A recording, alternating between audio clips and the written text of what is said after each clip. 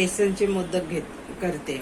त्याच्यासाठी आपल्याला साहित्य काय पाहिजे, 2 कप बेसन घेतलंय, थोडं तूप घेतलंय आणि ही खडी साखर आहे, पण ती धाग्याची खडी साखर आहे. ही किराणा मालामध्ये तुम्हाला कुठेही मिळू शकते. ही 1 कप भर आहे.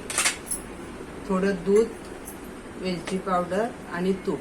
आता आपण पहिलं बेसन भाजायला टाकूया. इथे मी 2 चमचे तूप घेतले.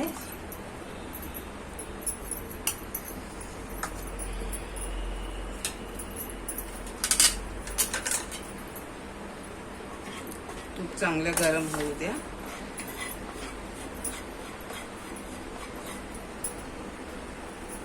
याला काय जास्त साहित्य लागत नाही आपल्याला, फक्त बेसन सारखं हलवत राहायचं.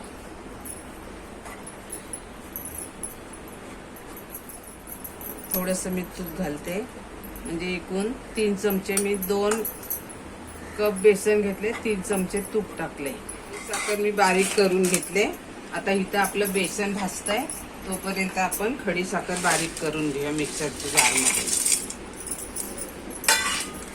खडी साखर बारीक करून घेऊ. आता आपलं बेसन पण भाजून झालंय. आता ही मिल्क पावडर मागाशी मी सांगितले होते, ती ही 1 वाटी मिल्क पावडर टाकते. ती पण आपण भाजून घेऊया, म्हणजे ओलसरपणा असेल त्याच्यातला ना तो निघून जाईल. आता एका बाउलमध्ये आपण काढून घेऊया.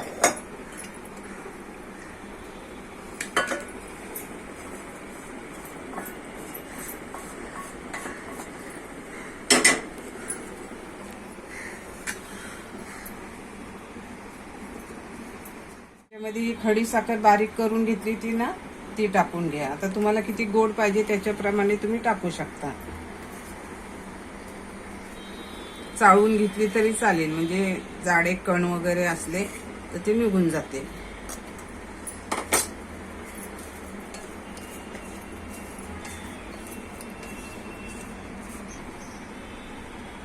वेलची पावडर 1 छोटा चमचा.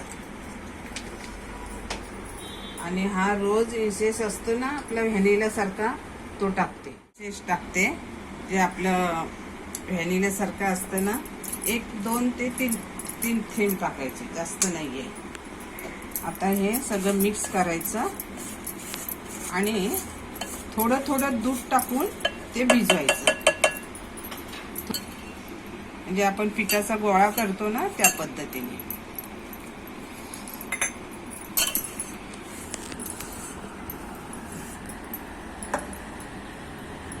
मोदक करायला घेऊया. हे मोदक तुम्ही 8 दिवस, 10 दिवस, 15 दिवस फ्रीजमध्ये ठेवू शकता. बाहेर 5-6 दिवस ठेवू शकता. गणपतीसाठी मस्त मोदक आहेत. याच्यात आपण खवा वगैरे काही टाकलेला नाही, पाण्याचा पण अंश नाही ह्याच्यात बिलकुल.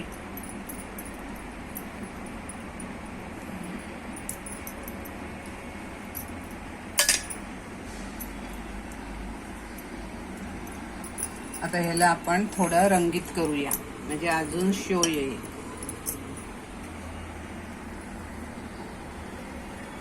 हे बेसनचे मोदक आज मी बाप्पाला नाही दाखवायचंय, मला नैवेद्य. त्या दिवशी मी केले तर व्हिडिओ काढायचा राहिला, म्हणून मी आता थोडेसेच व्हिडिओ काढायसाठी दाखवते. बेसनचे मोदक आवडले शेअर करा, लाईक करा, सबस्क्राईब करा. गणपती बाप्पा मोरया.